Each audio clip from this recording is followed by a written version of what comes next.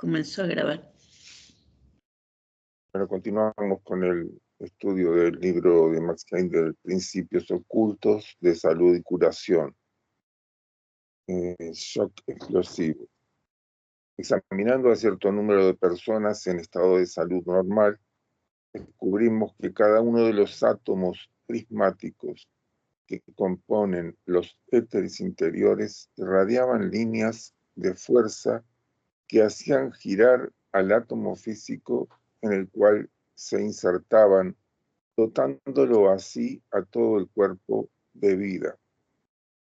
La irradiación o dirección de todas estas unidades de fuerza es hacia la periferia del cuerpo, donde constituyen lo que se ha dado en llamar fluido ódico, aunque también es designado con otros nombres.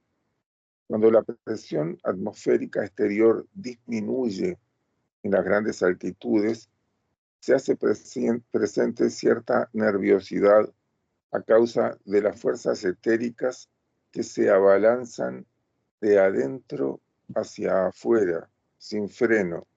Y si el ser humano no pudiera contener este flujo hacia afuera de energía solar, al menos parcialmente por un esfuerzo de voluntad, nadie podría vivir en esos lugares.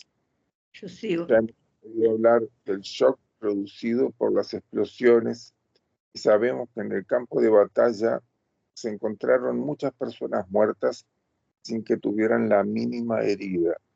En realidad, bueno, En realidad, hemos conversado y visto personas muertas de esta manera, pero no pudimos establecer cómo se había producido la muerte. Todos ellos rechazaban la idea de que fuera el miedo y en forma unánime afirmaban que súbitamente habían quedado inconscientes para encontrarse momentos después en la situación actual. Al contrario de los demás, no tenían ni el menor rasguño en el cuerpo.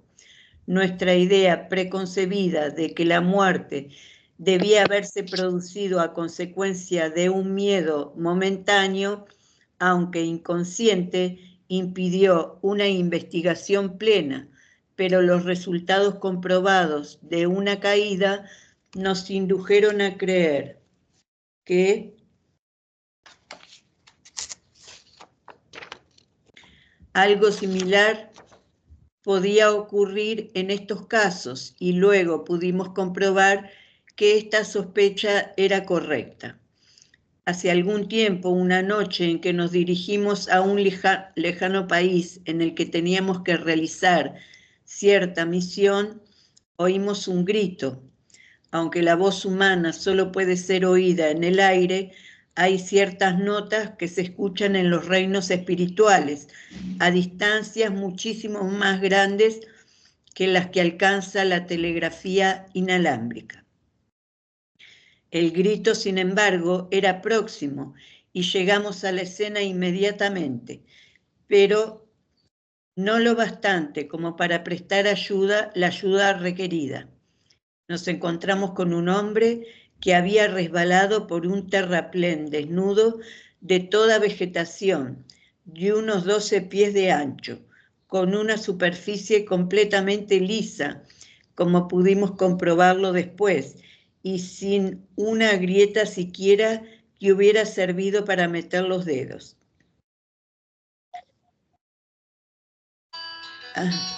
Perdón.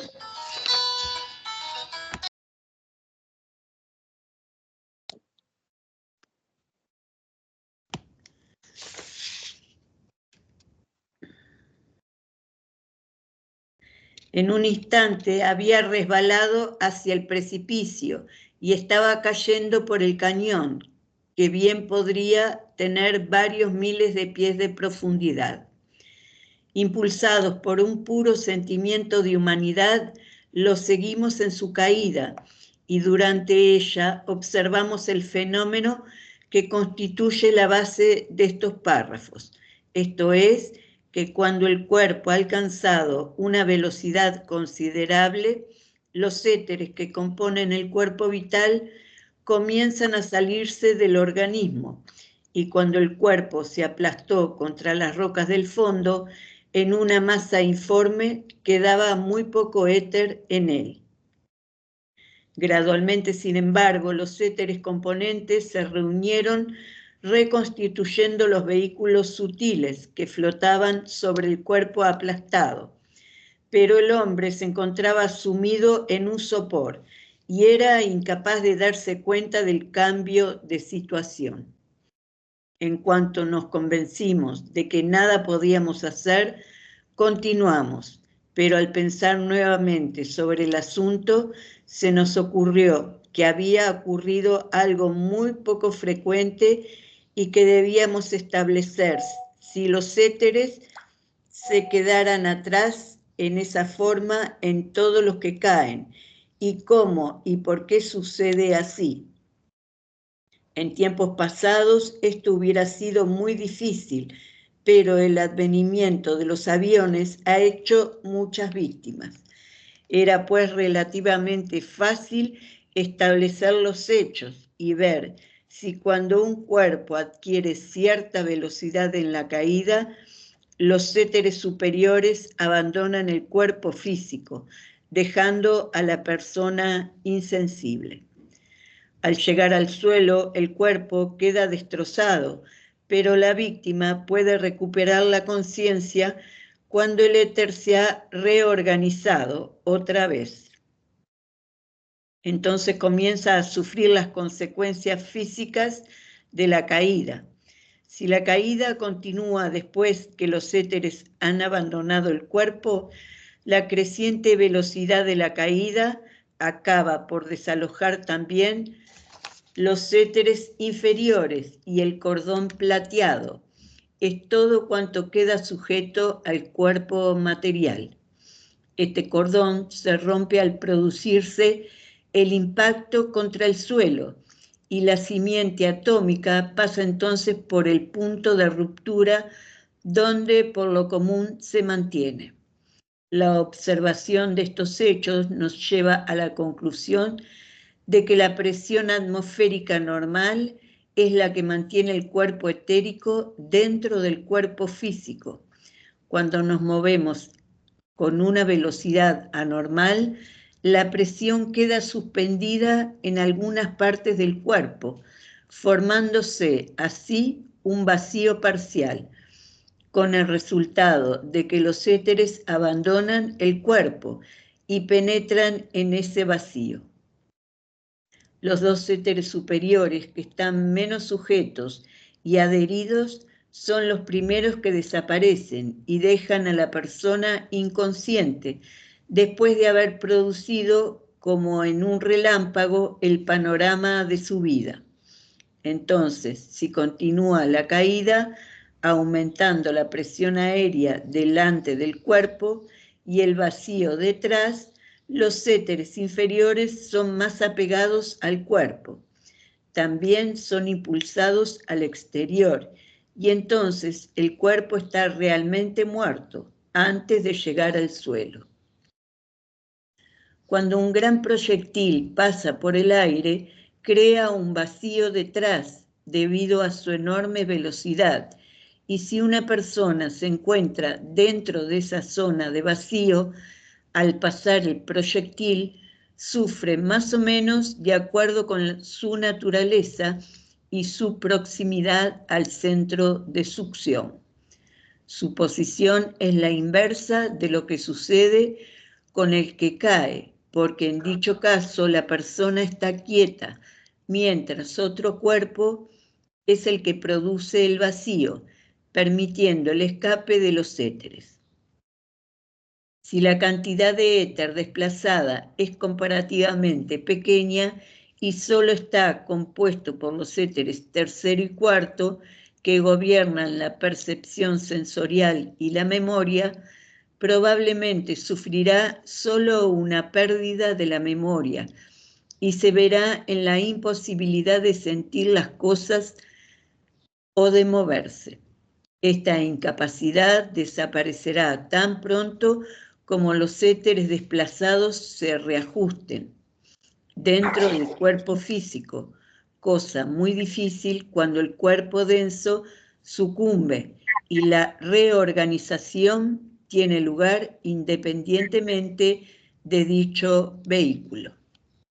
Bueno, vemos cómo el ser humano, y después podemos razonar por analogía, el resto de los seres que habitamos en la Tierra, los animales, los vegetales, estamos en una íntima correlación con un montón de factores de la naturaleza que no tenemos por qué saber.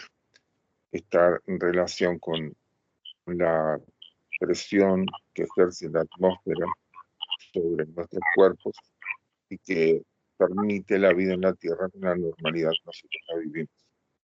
Y entonces, por eso señala Mike Heindel la relación que hay cuando se asciende a una altura muy elevada, una montaña. En ese caso, la atmósfera es bastante más tenue y por lo tanto está ejerciendo menos presión sobre el cuerpo. Y esa falta de presión exterior hace que las fuerzas etéricas de nuestro cuerpo vital tengan un flujo mucho mayor hacia afuera, lo que nos hace sentir más débiles, porque estamos perdiendo esa energía vital de nuestro cuerpo etérico, en relación con las condiciones normales a una altitud más baja. Pero al final de cuentas, también podemos ver cómo el prejuicio existe también en los iniciados, porque Heindel dice que no estudió el caso de las explosiones porque él tenía el prejuicio de que sería por algún miedo, y eso hizo investigar. Esas son cosas normales, naturales, pero precisamente estar observando los acontecimientos de la vida le hizo ponerse a indagar un poco más, en particular este caso de las explosiones, y vio que tanto en las caídas como en las explosiones lo que sucede es que la onda expansiva de las explosiones o la velocidad con la que cae el cuerpo producen una modificación de las condiciones del aire alrededor del cuerpo. En algunos lugares queda mucho más tenue y eso hace que salga el cuerpo vital, con toda esta explicación que nos dio. Yo quería hacer mención a un pequeño pasaje justo cuando apareció esa interrupción allí, que quedó un renglón sin leer, en donde hablaba de que se había encontrado con un hombre que estaba cayendo, resbalando por un terraplén. Y quedó por leer esta parte que dice: salvar a ese hombre hubiera implicado materializar por lo menos ambas manos y los hombros, pero no había tiempo para eso. Entonces, tenemos que tener presente de que Mike Heindel estaba haciendo un viaje en sus vehículos superiores. Se encontró con esta situación del hombre que estaba cayendo, oyó su grito, inmediatamente acudió al llamado de auxilio y encontró que estaba cayendo. Y el tema es que al leer esto nos damos cuenta que el iniciado tiene la capacidad de materializar en las manos, los brazos y los hombros. Evidentemente que tiene que tener la capacidad de materializar todo el cuerpo. ¿Y cómo es esto? Su cuerpo denso no está allí. Su cuerpo denso está tendido en una cama en donde lo dejó cuando salió a hacer el viaje.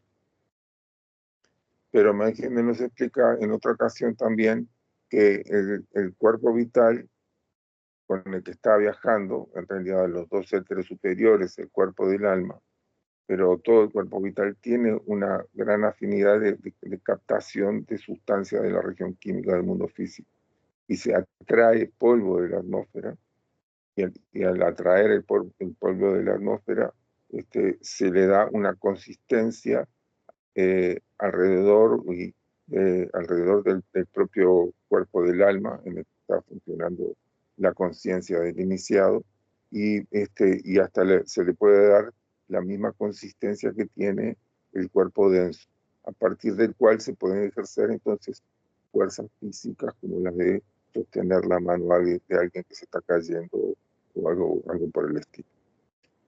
Bueno, quería mencionar ese.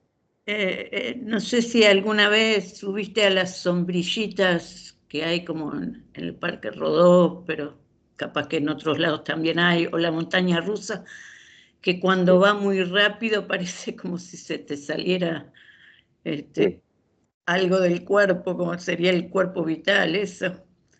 Parece como Exactamente. si se desprendiera algo. Sí, se necesita inmediatamente el yo superior, el ego con mayúscula, que es nuestro espíritu, tiene que tomar del espíritu divino la voluntad suficiente como para contener esa salida abrupta del cuerpo vital, que se debe precisamente a que hay una modificación de la presión cuando se está produciendo esa caída, ¿sí? En esa clase de juegos, esa es la gracia, por decirlo así, ¿no? Por eso es que la gente grita y se produce un efecto así como de comienzo de salida del cuerpo vital. No se produce toda la salida ni la muerte, ¿no? Pero sí es un efecto muy, muy súbito de este acontecimiento que nos está tratando. Bueno, y nos quedaríamos entonces con la esclerosis o endurecimiento de las arterias. Para terminar este capítulo 5. Cortito, ¿sí? ¿Lo leemos? Bueno, espera que se me cerró el libro. Empezad si querés. Bueno, empiezo. Esclerosis o endurecimiento de las arterias. Nuestros cuerpos se van endureciendo gradualmente desde la niñez hasta la ancianidad, debido a las sustancias calcáreas que contienen la mayoría de los alimentos que ingerimos. Estas sustancias calcáreas se depositan primeramente en las paredes de las arterias y las venas, originando lo que la medicina llama arteriosclerosis o endurecimiento de las arterias. Las arterias de un niño son extraordinariamente suaves y elásticas, como un tubo de goma, pero mientras va creciendo y atravesando las etapas de la infancia, juventud, madurez y ancianidad, las paredes de dichas arterias se van endureciendo a consecuencia de los depósitos calcáreos que deja la sangre al circular. Y así como con el tiempo pueden llegar a ponerse tan duras como un caño. Hay una enfermedad que presenta estas características. Las arterias se tornan quebradizas y pueden romperse, ocasionando la hemorragia y la muerte. De ahí que sea dable decir que una persona es tan vieja como sus arterias. Si se pudiera eliminar esta sustancia de las arterias y los capilares, conseguiríamos gradualmente prolongar la vida y la utilidad de nuestro cuerpo. Desde el punto de vista oculto, por supuesto, no tiene mucha importancia que vivamos o muramos, puesto que la muerte no implica la aniquilación, sino solo la transferencia de la conciencia a otras esferas. Sin embargo, una vez que hemos logrado atravesar el comparativamente inútil periodo de la infancia y los ardientes años de la adolescencia y alcanzado la etapa del discernimiento y el equilibrio, podemos comenzar a adquirir experiencia y entonces, cuanto más podamos prolongar este tiempo de experiencia, tanto más ganaremos. Por esta razón se justifica un tanto que tratemos de prolongar la vida del cuerpo. Bueno, con respecto a esto último, quería decir que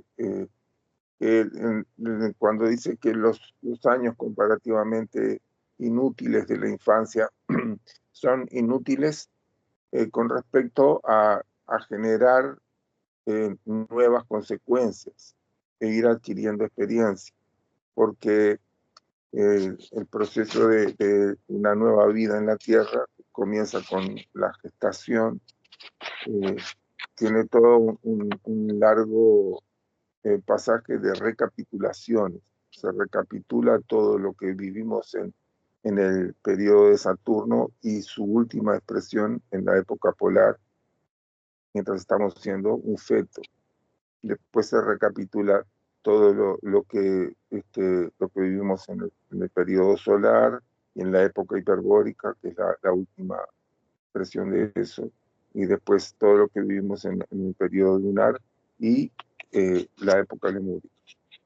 Después de eso, las recapitulaciones se van haciendo en parte antes del nacimiento y después del nacimiento. Después del nacimiento se hacen las últimas recapitulaciones, o sea que en la infancia y adolescencia y hasta los 28 años, un poquito más, se va haciendo todo un proceso de recapitulaciones. Nace el cuerpo vital propio alrededor de los 7 años, alrededor de los 14 nace el propio cuerpo de deseos, después finalmente alrededor de los 21 años, y recién alrededor de los 28 años se produce la madurez de la mente, a partir de la cual podemos estar entonces realizando actividades que no están respondiendo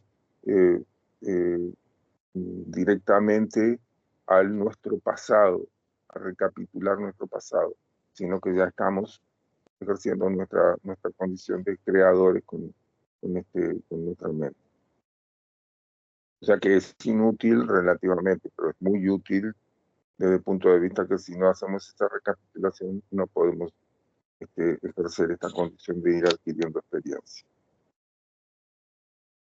Bueno, y queda el último párrafo.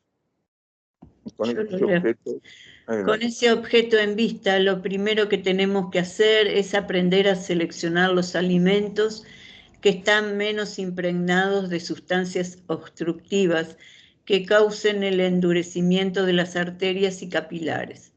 En general, estas sustancias son los vegetales y legumbres verdes y todas las frutas. Luego es necesario tratar de eliminar las sustancias obstructivas que ya hemos absorbido, si es posible, aunque la ciencia todavía no ha encontrado alimento alguno ni medicina que logre ese resultado.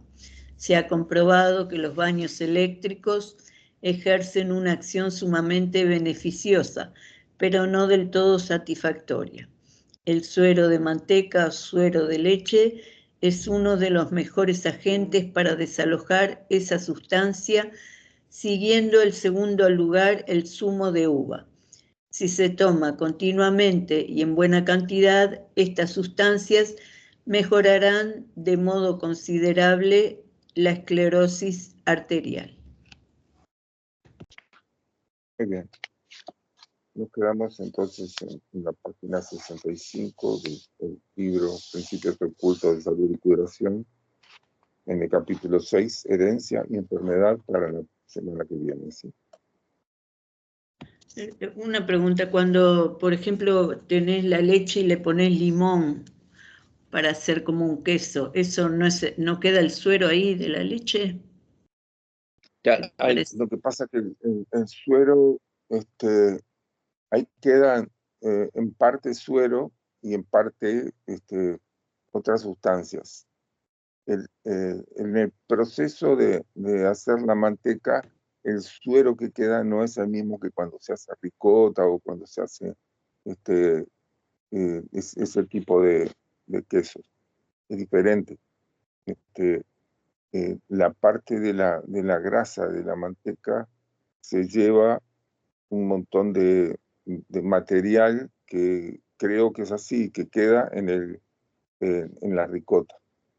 Y es precisamente esa parte del suero de la manteca, que está formando parte de la leche originariamente, la que hace que la propia leche, cuando uno ingiere leche, la manteca no tenga un efecto tan, eh, tan perjudicial, es decir, la leche entera tiene las dos partes, ¿no? Entonces, la manteca puede llegar a ser perjudicial si se consume demasiado. En cambio, el suero de la manteca es la parte de la leche que contrarresta la gordura, es decir, la grasitud de la manteca. Y creo que no es lo mismo que el suero que queda de la ricota. Pero eso creo que una vez lo investigué y creo que es así, pero habría que buscarlo en internet a ver qué diferencia hay. Bueno, Bueno, entonces podemos pasar a la lectura del concepto Rosacrucenco.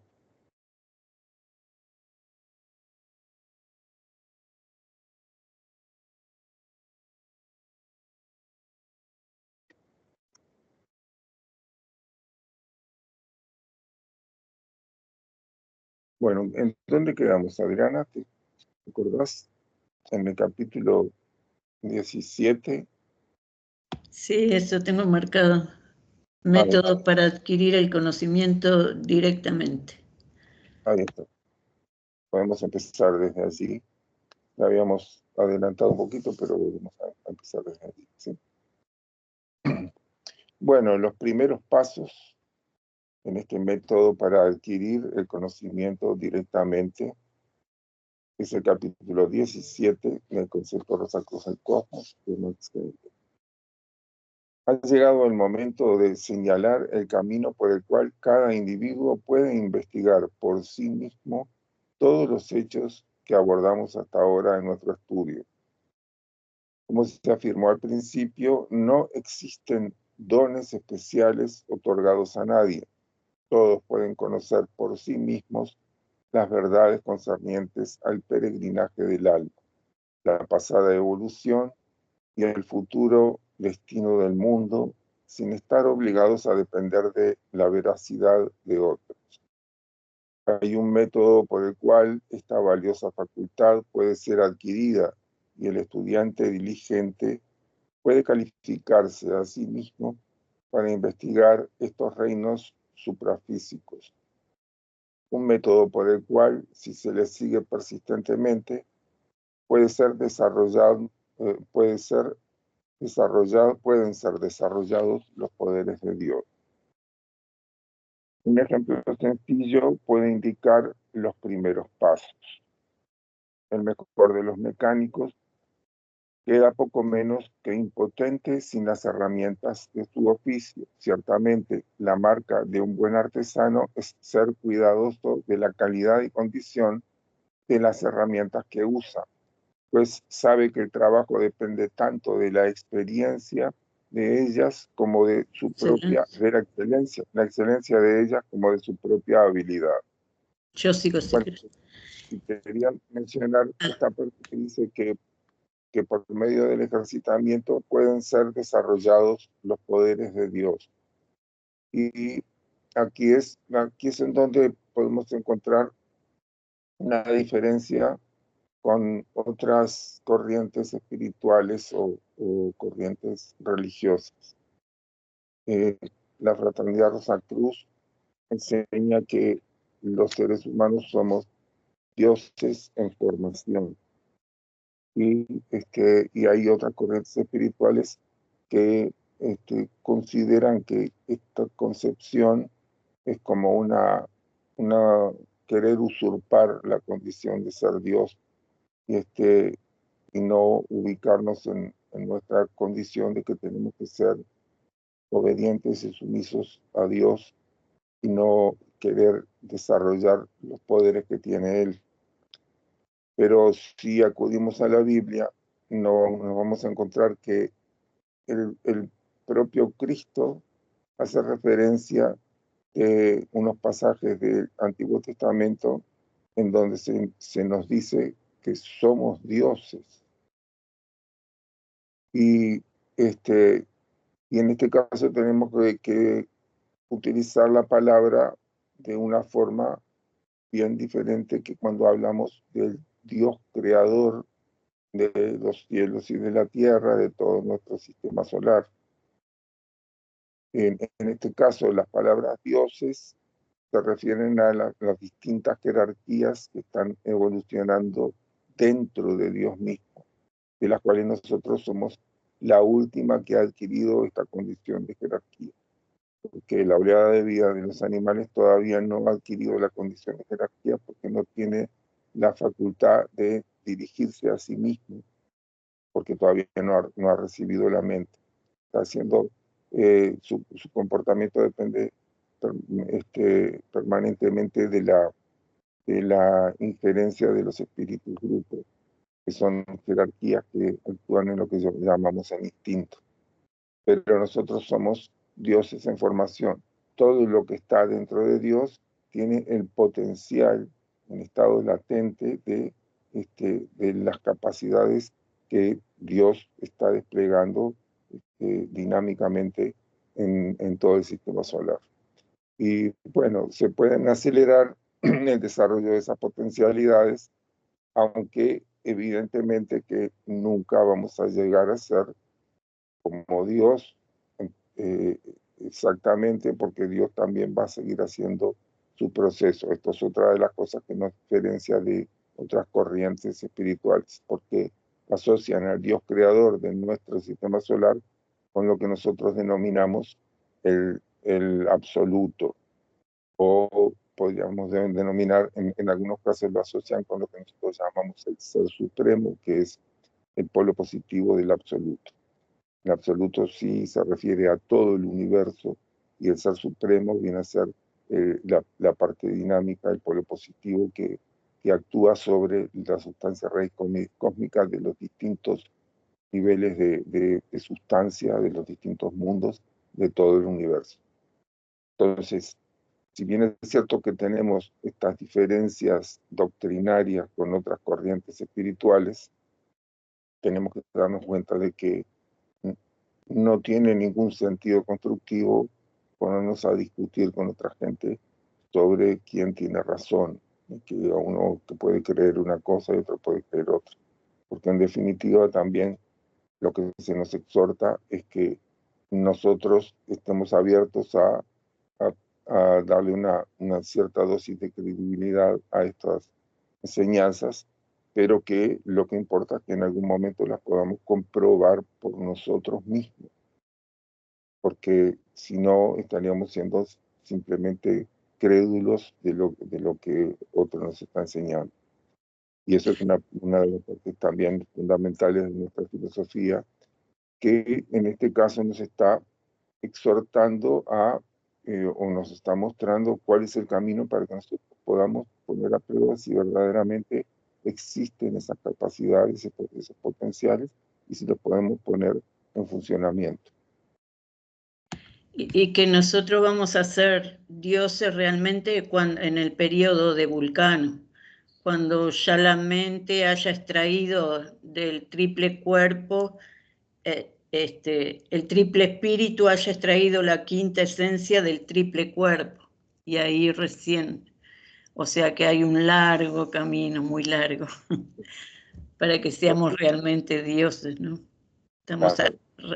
ahí en lo más bajo del Claro. mundo físico, tratando de aprender algo. Muy bien. Bueno, el ego tiene varios instrumentos: un cuerpo denso, un cuerpo vital, un cuerpo de deseos y una mente. Estas son sus herramientas, y de su calidad y condición depende cuánto o cuán poco puede lograr en su tarea de recoger experiencias en cada vida. Si los instrumentos son de mala calidad y romos, habrá poco crecimiento espiritual y la vida será estéril en lo que respecta al espíritu. Generalmente evaluamos una vida exitosa, entre comillas, por la cuenta del banco, la posición social alcanzada o la felicidad resultante de una existencia desenfadada y un entorno protegido. Si Cuando querés se ir. mira a la vida, sí, adelante. Cuando se mira la vida de ese modo, se olvidan las principales cosas que tienden a perdurar. El individuo es cegado por lo evanescente e ilusorio. Una cuenta bancaria parece un éxito tan real que se nos olvida el hecho de que desde el momento en que el ego abandona su cuerpo, no puede reivindicar el oro o cualquier otro tesoro terreno, y podrá aún tener que responder por los métodos empleados en amasar ese tesoro y sufrir un gran dolor al ver a otros gastarlo. Se olvida que la posición social elevada también desaparece cuando se libera el cordón de plata. Quienes una vez adularon pueden entonces burlarse, y aún aquellos que fueron fieles en vida pueden estremecerse ante el pensamiento de pasar una hora en la única compañía de los muertos. Todo lo que es solo de esta vida es vanidad.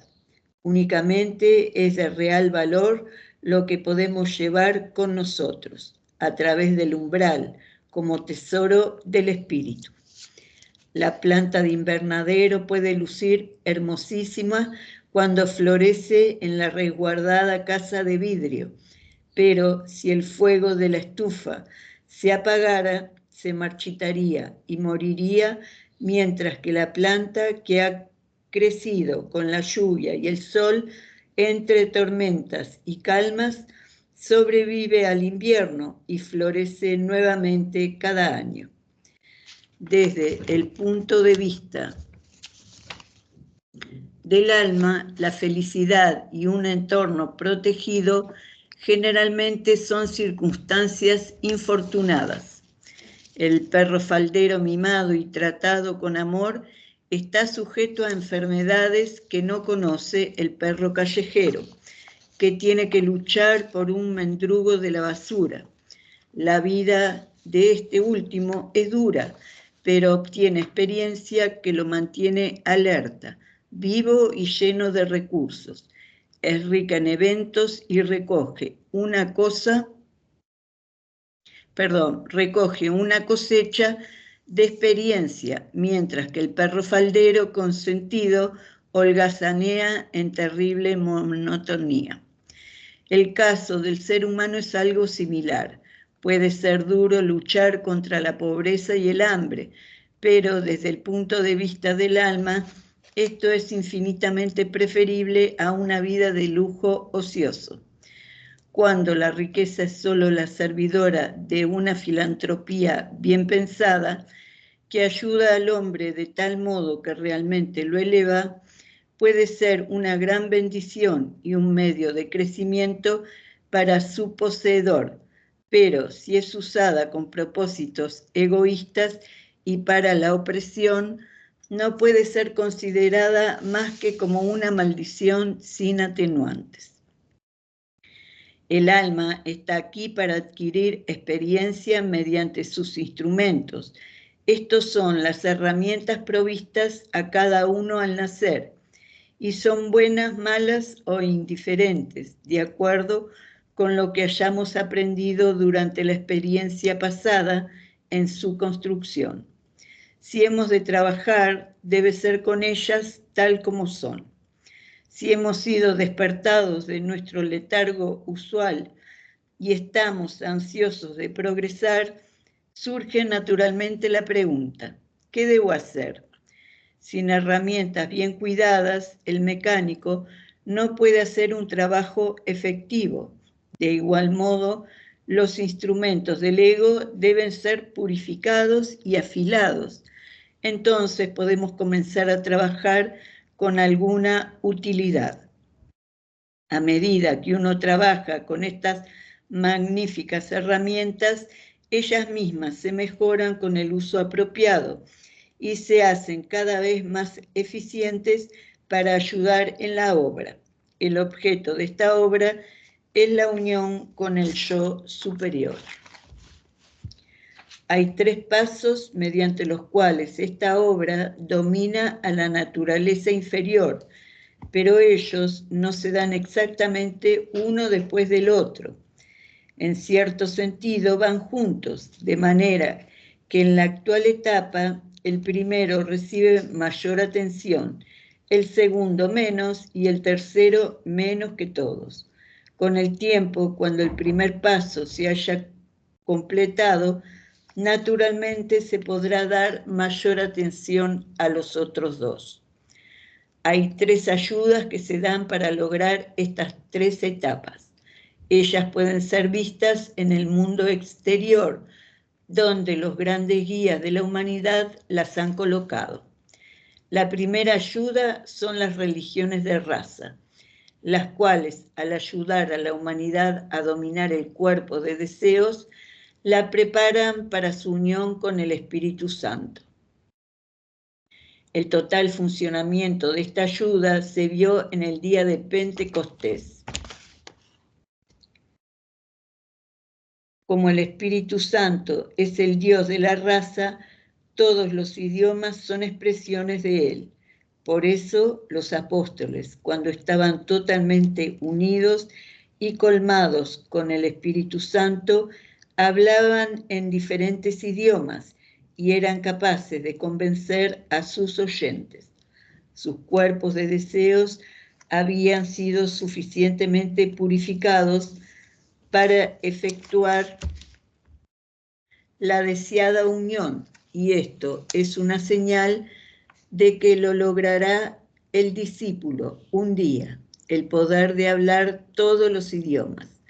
Puede también citarse como un ejemplo histórico moderno que el conde de Saint-Germain, que fue una de las posteriores encarnaciones de Christian Rosenkreuz, el fundador de nuestra orden sagrada, hablaba todos los idiomas, de modo que aquellos con quienes departía pensaban que él pertenecía a su misma nación. Él también había logrado la unión con el Espíritu Santo.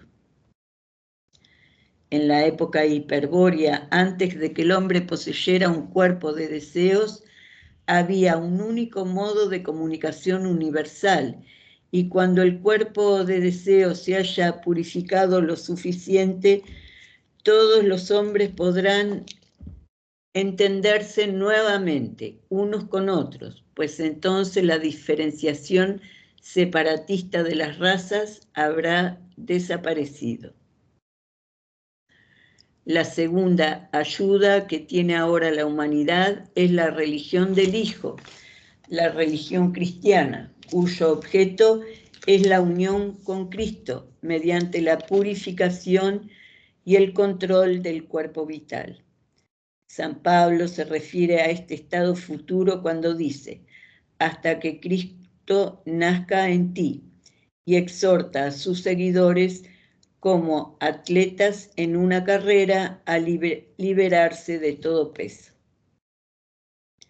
El principio fundamental en la construcción del cuerpo vital es la repetición.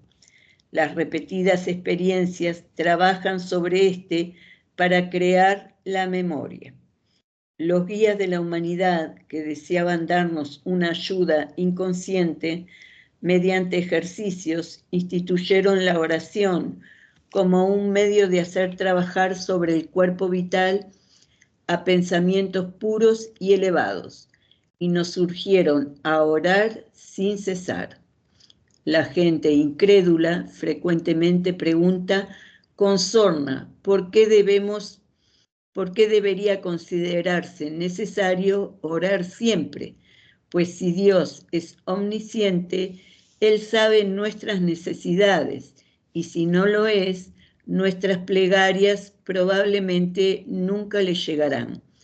Y si no es omnisciente, Él no puede ser omnipotente, y por lo tanto no podría responder a nuestras plegarias de todos modos. Muchos cristianos sinceros pueden también haber considerado erróneo el estar importunando a Dios.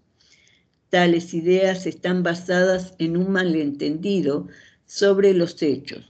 Ciertamente Dios es omnisciente y no requiere recordatorios sobre nuestras necesidades, mas si oramos como corresponde, nos elevamos hasta Él, trabajando así sobre nuestros cuerpos vitales y purificándolos. Si oramos como corresponde, puntos suspensivos, ahí está el gran problema. Generalmente estamos mucho más interesados en las cosas temporales que en nuestra elevación espiritual. Las iglesias realizan reuniones especiales para orar por la lluvia, y los capellanes de ejércitos y armadas opuestas aún oran antes de una batalla para que el éxito acompañe a sus armas. Esa es la oración al Dios de raza, quien libra las batallas de su pueblo, incrementa sus rebaños y majadas, llena sus graneros y provee a sus necesidades materiales. Tales oraciones no son ni siquiera purificadoras. Vienen del cuerpo de deseos, el que resume la situación de este modo: ahora, Señor, guardo tus mandamientos lo mejor que puedo y deseo que tú realices tu parte a cambio. Cristo dio a la humanidad una plegaria que es como Él mismo, única y que todo lo abarca. En ella hay 7 oraciones precisas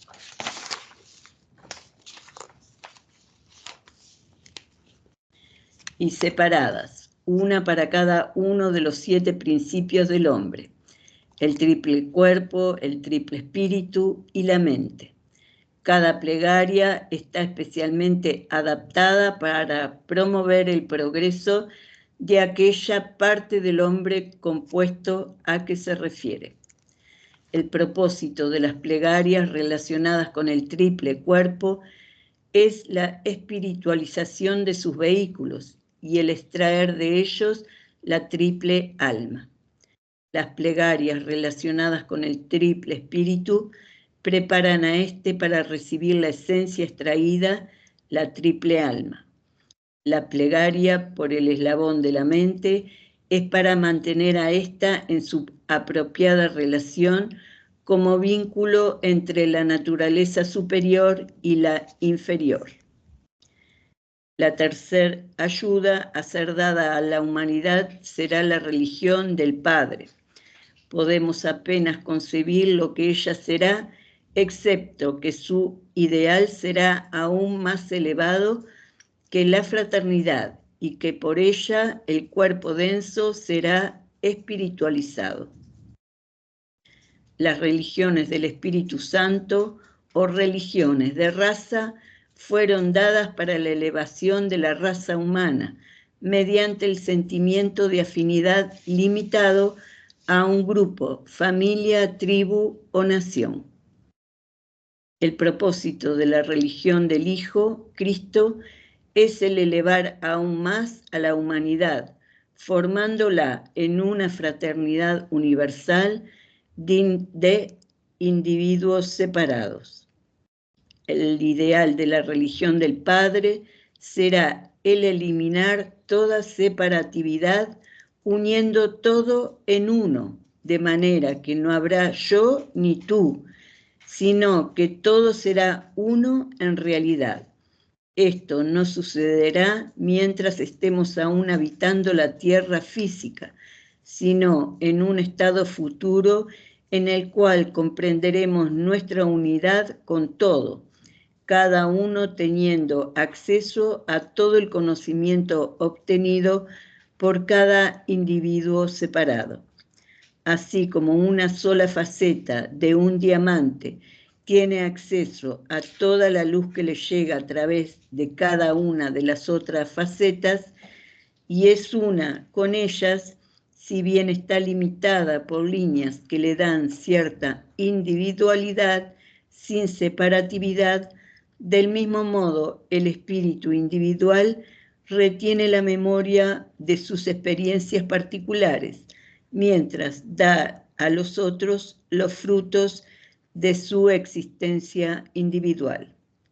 Bueno, aquí tenemos Sí, vamos a dejar ahí. estos 3 pasos que, con los que se nos ayuda para que vayamos desarrollando nuestro potencial. Y hay que ver el propósito y el procedimiento.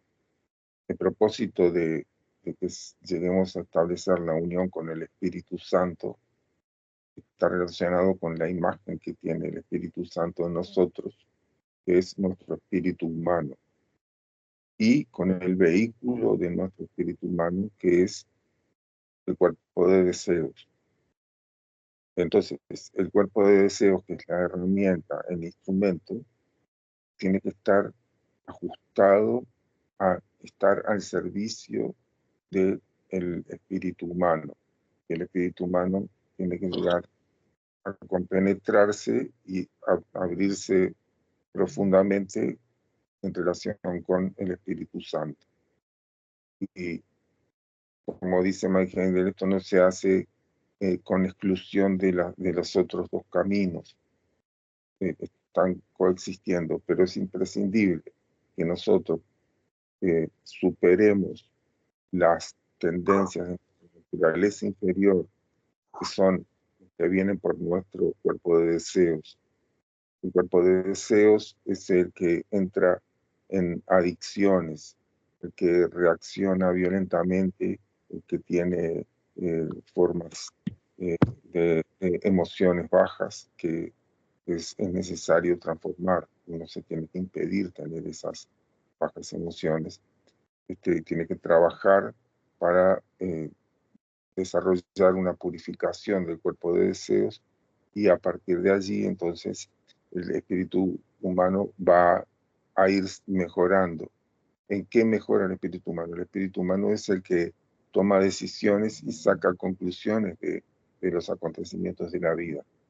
Si el cuerpo de deseos ya tiene una predisposición a ver a todos los seres humanos como enemigos de los cuales se tiene que aprovechar, porque si no los demás se van a aprovechar de uno, entonces las conclusiones del espíritu humano van a estar siempre contaminadas por esa naturaleza inferior, por esa parte baja del cuerpo de deseos.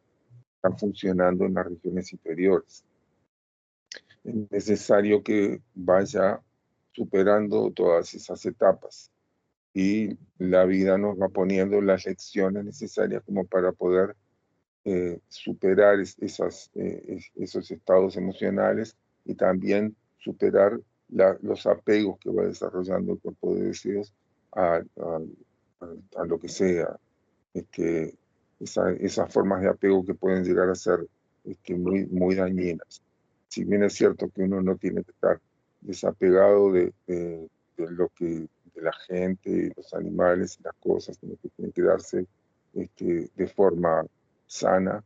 El apego, ese malsano, es el que queda como atrapado en relaciones que son tóxicas. Todo eso necesariamente se tiene que ir transformando y se tiene que ir superando.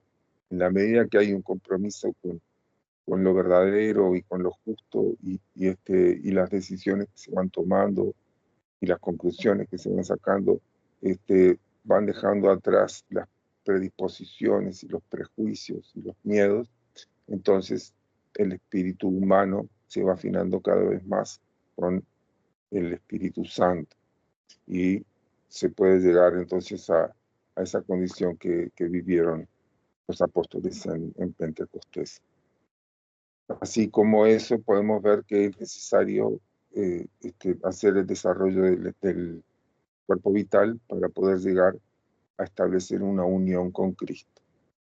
Pero para eso lo primero que tiene que suceder es que tiene que nacer nuestro propio espíritu de vida. Y ese nacimiento del espíritu de vida que está en gestación, está a punto de nacer, se necesita de tener el instrumento adecuado para poder manifestarse, ya un instrumento con la suficiente madurez como para poder manifestarse el espíritu de vida. que es la imagen de Cristo en nosotros. Y ese instrumento está constituido por los 12 éteres superiores de nuestro cuerpo vital, el cuerpo del alma. Ese cuerpo del alma se va configurando y se va consolidando por medio de la repetición. Y para eso la oración es el instrumento que se nos proporcionó, pero naturalmente que tiene que ser una oración que esté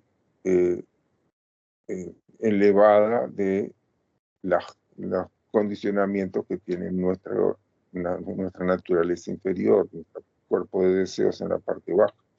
Tiene que sí estar anhelante del bien, de la justicia del reino de los cielos.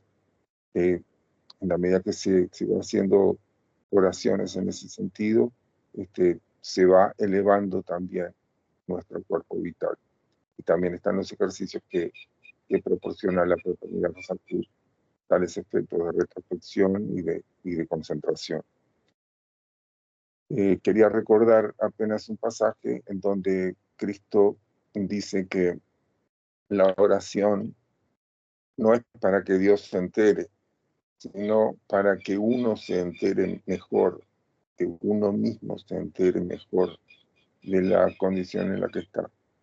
Porque uno puede tener una noción, pero cuando uno está poniendo en palabras adecuadas y poniendo el sentimiento adecuado en esas palabras, entonces las formas de pensamiento se van formando, esas formas de pensamiento concreto se van revistiendo de el sentimiento adecuado, y esa vibración del pensamiento y del sentimiento es la que nos conecta con las regiones superiores, con las jerarquías y con nuestras propias espíritus, y van estimulando esa conexión que se tiene que establecer, ese matrimonio místico que se tiene que dar, la unión entre el yo individual de cada uno de nosotros con Dios. El yo superior tiene que estar unido con Dios, y para eso tenemos que trabajar con nuestros vehículos inferiores y afinarlos para que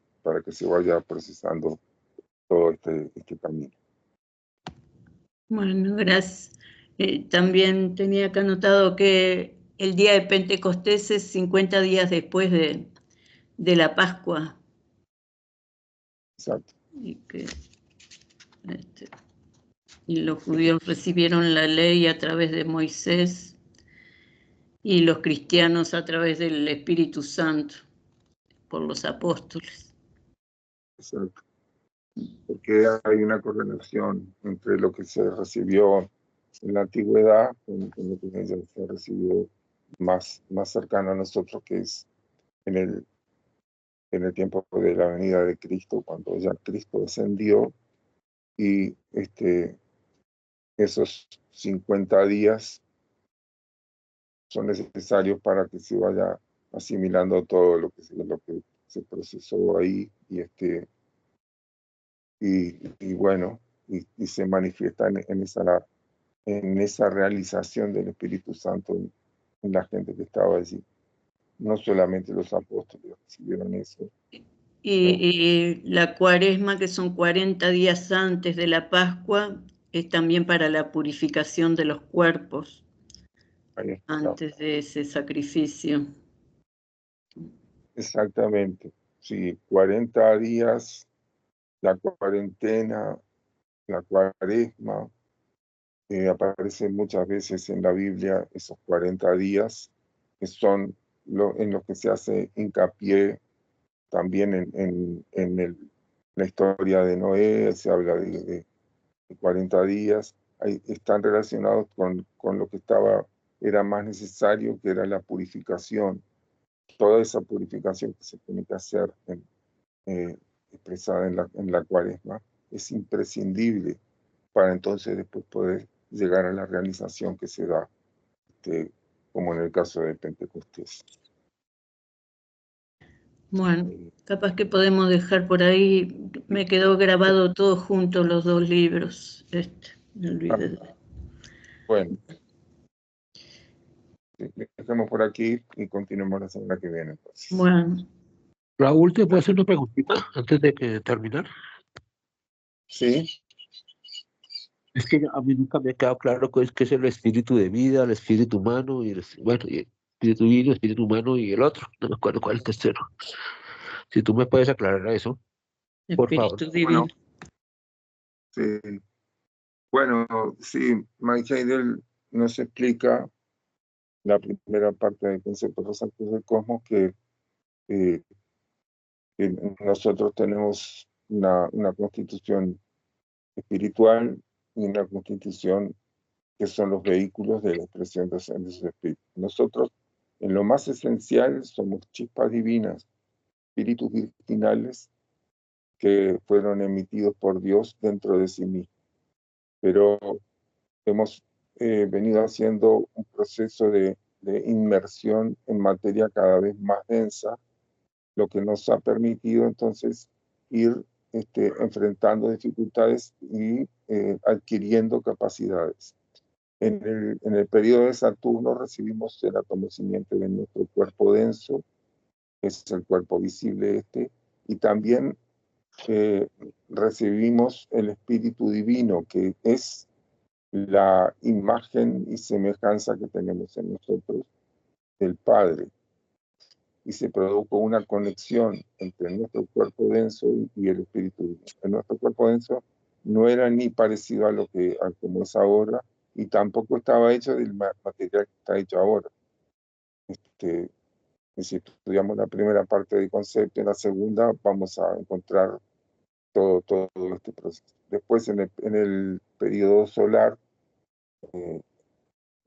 recibimos el átomo simiente de nuestro cuerpo vital y su contraparte espiritual después, que es el espíritu de vida. El espíritu de vida es la imagen y semejanza en nosotros que hay del Hijo, de Cristo. En el periodo lunar recibimos el átomo simiente del cuerpo de deseos y la contraparte espiritual, que es lo que se denomina el espíritu humano, que es imagen y semejanza del Espíritu Santo. Y en este actual periodo terrestre recibimos el átomo simiente de la mente, por medio del cual estamos aprendiendo, aunque no lo sepamos, estamos aprendiendo a establecer la conexión entre esos tres vehículos, el triple cuerpo y su contraparte espiritual. Y en la medida que vayamos logrando eso, entonces vamos a ir cumpliendo con la realización que tenemos designada por Dios para nuestro proceso evolutivo, que está relacionado con una conquista espiritual del mundo en el que estamos viviendo, de la región química del mundo físico. No sé si quieres decir alguna cosita más, Adriana. No, que hay que leer ahí en la segunda, en la segunda parte está todo. Y mirar también los diagramas, que ayudan mucho también a despejar las dudas. Bueno, perfecto, Julio. Sí, quedó correcto. O sea, es el reflejo de la triple triada. Sí, no entendí lo que dijiste. El espíritu divino, no, el espíritu divino fue dado por los señores de la llama en la séptima revolución del periodo de Saturno.